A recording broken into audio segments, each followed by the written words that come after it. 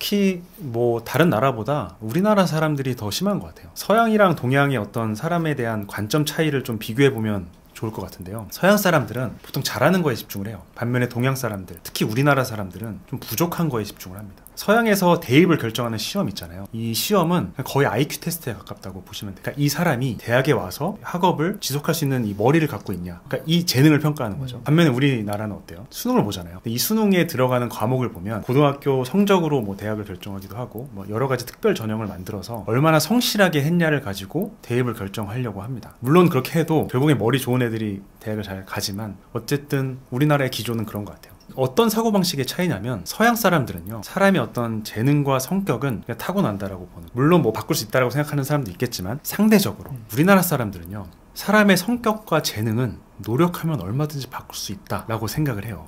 저도 그런 것 같아요. 네. 동서양의 어떤 이 관점 차이 때문에 일어나는 사회적 현상이 있어요.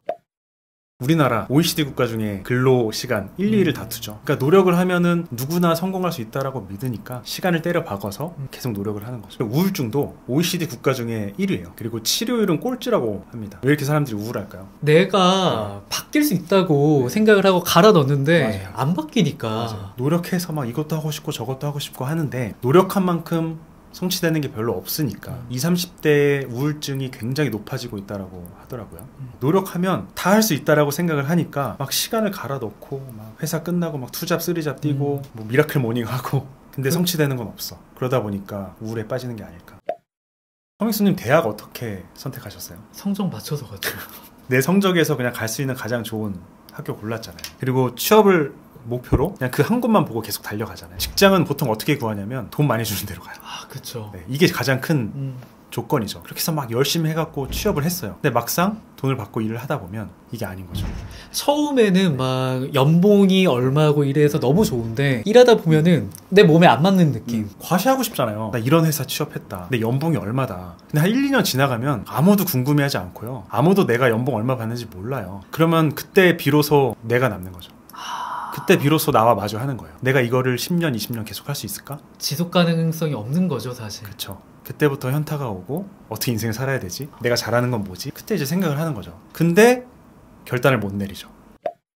그러면 그 강점을 모르는 사람들은 어떻게 그 강점을 찾아야 될까요? 여러 가지 방법들이 있죠. 뭐 제가 하고 있는 갤럽 강점 진단이라는 정량적인 어떤 검사 도구도 있고요. 내 강점이 뭘까 스스로 한번 성찰하는 어떤 정성적인 탐색도 있을 거고, 나는 이런 거를 좀 잘하지 않을까? 뭐 이런 후보들을 뽑아내면 그때부터는 한번 해봐야죠. 이게 나한테 정말 맞는 일인가? 저도 생각을 해보면 20대 때는 그냥 평범하고 그냥 다른 사람들 하는 대로 했던 사람인데 어떤 계기로 바뀌었냐면 제가 관심 가는 걸 해보기 시작했어요. 그냥 생각만 하던 것들을 한번 저질러 보기 시작했던 거죠. 배낭여행 가고 뭐 해외 인턴 가고 유튜브 해보고 이러는 것들이 그냥 만약에 저거 재밌겠는데? 하고 거기서 끝났으면은 어떤 변화도 생기지 않았을 텐데 이거를 어쨌든 내가 찍먹을 해본 거죠. 맛있네? 이건 내 취향이 아니네. 이거를 좀 명확하게 알게 됐던 그런 계기였던 것 같아요. 데이터가 쌓였을 때 성찰할 수 있는 어떤 재료가 되는 거죠. 맨날 똑같은 시간에 일어나서 맨날 똑같은 장소에 가서 맨날 똑같은 사람들 보고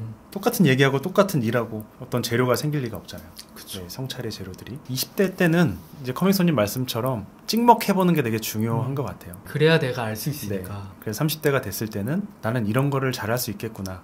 어떤 단서를 가지고서 한번 해보는 거죠. 성공을 결정짓는 되게 여러 가지 변수 중에 태어난 국가를 빼고는 재능이 그 성공의 대부분을 결정한다고 생각해요. 어차피 막 성공은 다 재능이고 노력 필요 없다. 이미 다 정해진 거다. 이런 말을 하고 싶은 건 아니고요. 내 재능 영역을 찾아야 된다. 그리고 이 재능 영역에서 노력을 해야 된다 라는 이야기를 저는 하고 싶어요. 자기 재능 영역에서 뭔가를 하면요, 노력의 강도가 훨씬 세지고요, 그 노력의 효과도 훨씬 커지고, 그리고 노력을 지속할 수 있는 가능성도 되게 커져요. 이거는 완전한 사실이거든요. 30대에 사춘기를 겪는 분들이 그냥 누가 이걸로 돈 벌었대, 저걸 한번 해볼까? 무작정 노력하지 말고 자기 재능을 찾아서 그 재능 영역에서 노력을 한번 해보셨으면 좋겠어요. 그런 것 같아요. 예전에는 토끼와 거북이가 단순하게 토끼가 더 빠르니까 토끼가 이겼을 거다라고 생각을 하지만 내가 만약에 거북이였다면은 육지에서 안 싸웠을 거다. 거북이가 물에서 했으면 당연히 거북이가 이겼을 거다. 이런 말처럼 본인에 대한 이해가 있을 때 내가 좀 더 똑같은 시간이랑 똑같은 에너지를 쓴다고 하더라도 더 효과적인 성과를 만들어낼 수밖에 없다라고 생각이 들더라고요. 그래서 저도 지금 유튜브랑 인스타랑 뭐 퍼스널 브랜딩을 해나가면서 그거를 너무 많이 느껴요. 내가 좋아하는 거 하니까, 내가 잘하는 거 하니까 이렇게 할 수 있네. 커밍손님도 본인 강점에 맞게 그 성공하는 방법들을 창조해 나가시는 거잖아요. 내가 어디에서 싸우고 어떤 무기를 가지고 싸울지 충분히 내가 결정할 수 있는 세상이 된 것 같아요. 무대를 바꾸고 한번 비틀어보고 방법을 충분히 창조할 수 있는 그런 세상이 되지 않았나 라는 생각을 요새 많이 합니다. 제가 노력의 배신이라는 책을 읽고요. 그 책 저자이신 김영훈 교수님한테 제가 그런 질문을 했었습니다. 재능이 없는 사람도 있지 않아요, 교수님? 이렇게 이제 여쭤보니까 이 세상에 재능이 없는 사람은 없다. 다만 이 재능이 사회적으로 성공하는 데 유리한 재능이냐 아니냐만 있을 뿐이다. 이렇게 말씀하셨어요. 내가 수학을 엄청 잘하는 재능을 타고났어요. 근데 100년 전까지만 해도 이게 성공과 직결됐나요? 근데 지금은 어때요? 수능을 일단 잘 볼 수 있고 좋은 대학에 가고 좋은 데 취업하고 굉장히 성공에 유리한 재능이잖아요. 반면에 시를 잘 쓴다? 100년 전까지만 해도 이 시를 잘 쓰는 재능 하나만 가지고도 먹고 살았죠. 사회적으로 인정도 받았죠. 그러니까 내 재능이 현재 이 사회에서 성공에 유리한 재능이냐 아니냐는 있을지 모르지만 재능이 없는 사람은 없다. 이렇게 말씀을 해주시더라고요. 사회적인 지금 현재 시스템 안에서 내가 이걸 통해서 성공할 수 있고 없고가 직업적인 측면에서는 좀 판가름이 나잖아요. 근데 그렇게 나를 드러내고 나와 비슷한 사람들을 모을 수 있는 그런 환경과 시대가 됐단 말이에요. 결국에 사람이 모이면 기회가 생길 수밖에 없어요. 지금 상황에서 내가 이 재능으로 취업을 할 수 있을까? 취업 안 하면 어때요? 그냥 내가 그렇게 사람들을 모으고 뭔가를 내가 할 수가 있는 거고, 내가 어떤 걸 좋아하고 어떤 걸 잘하는지에 대한 명확한 인지가 있으면 그거를 저는 더 강조를 했으면 좋겠어요. 요즘은 그런 세상 같아요. 오타쿠가 성공하는 맞아요. 세상 같아요. 맞아요. 요새는 그냥 직업을 만들면 되는 것 같아요. 청소를 되게 좋아해. 막 정리하는 거 막 기가 막히게 해. 근데 한번 네이버에다가 청소, 정리 이런 걸 한번 쳐보세요. 서비스가 있잖아요. 그러면 그런 서비스들이 막 나오잖아요. 그러면 별의별 사람들이 다 있어요. 뭐 정리 컨설턴트 뭐 이렇게 해가지고 막 같이 그 집에 가가지고 정리 같이 해주고 어떻게 이거를 깨끗하게 유지할 수 있는지 막 같이 컨설팅 해주고 막 이런 직업도 있고요. 그냥 직업을 사실 만든 거죠. 내가 나를 그냥 나의 강점으로 브랜딩을 한 거죠.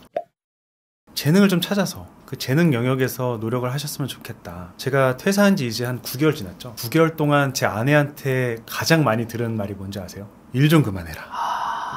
제가 생각해도 저 하루 종일 일해요. 근데 이게 저는 막 노력한다? 막 내가 엄청 분투하고 있다? 이런 느낌은 전혀 아니거든요. 저도 그래요. 그쵸? 네. 그러니까 그렇게 힘들이지 않고 계속 그렇게 하루 종일 일을 하는 거죠. 회사 다닐 때는 막 조금만 일하고 하면 막 이런데 막 다 뭉치고 막 그랬어요. 네. 스트레스 엄청 받고. 네. 근데 지금 말랑말랑합니다. 지금 뭐 코치로서 엄청 성공한 건 아니지만 이렇게 계속 즐거운 마음으로 오랜 시간 동안 계속 열심히 일을 한다면 코치로서의 성공은 어떻게 보면 당연한 결과가 아닐까. 자연스러운 시각화죠. 요새 막 끌어당김 한다고 네. 막 깜지 쓰고 이미 막 그런 사람이 된 것처럼 막 연기하고 막 그렇게 하잖아요. 굳이 그렇게 하지 않아도 그냥 저는 제 미래의 모습이 자연스럽게 그려집니다. 그래서 지금 30대 분들 혹은 20대 분들이 진짜 자기가 잘하는 거, 자기가 즐거워하는 거, 그 일을 찾으셨으면 좋겠어요.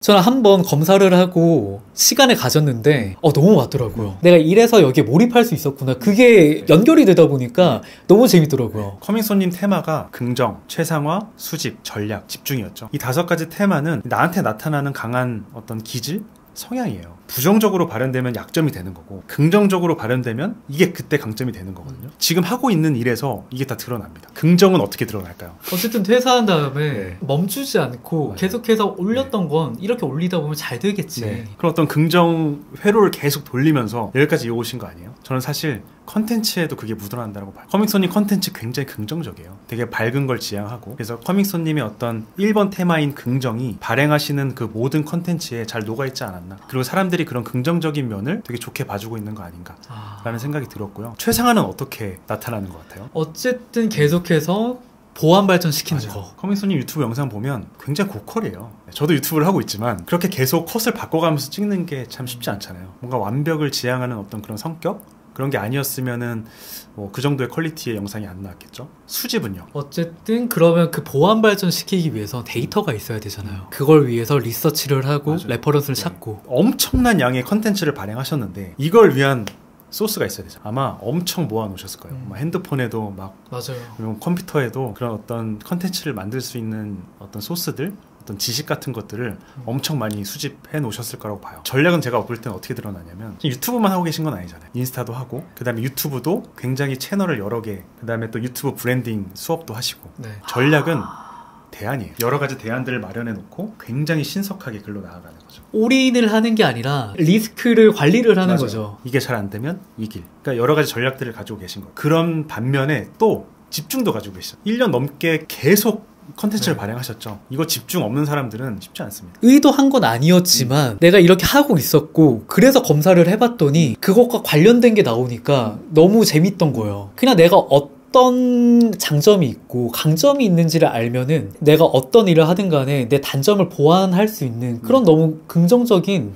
툴이 되지 않을까라는 생각이 들더라고요. 맞아요. 그래서 자기 테마를 커믹소니처럼 이렇게 잘 쓰고 있는 사람들은요, 잘 풀려요. 이게 나한테 자연스러운 방법이기 때문에 그냥 자연스럽게 그렇게 하고 계셨던 거예요. 근데 반면에 잘 안 풀리는 사람들 보면 나는 원래 이런 사람인데 이렇게 안 해요. 다른 걸 하고 있었고 다른 걸 해요. 그냥 저게 좋아 보이는 거야. 아니면 난 이렇게 행동하고 이렇게 생각하고 이렇게 느끼는 사람인데 어떤 사회적인 기대나 주변 사람들의 어떤 시선이나 평가 때문에 그렇게 못하고 있었던 거죠. 나한테 집중한 게 아니라 외부의 시선에 집중하다 보니까 핏이 맞지 않는 거를 나는 잊게 되다 보니 내가 매력적이지 않게 되는 거죠. 나에 대한 이해가 첫 번째고요. 아... 나에 대한 이해를 통해서 재능을 찾고 그 재능 영역에서 노력하는 게 성공으로 가는 가장 큰 레버. 그래서 30대 여러분들이 좀 자기 재능을 좀 많이 찾아서 그 재능 영역에서 노력했으면 좋겠다.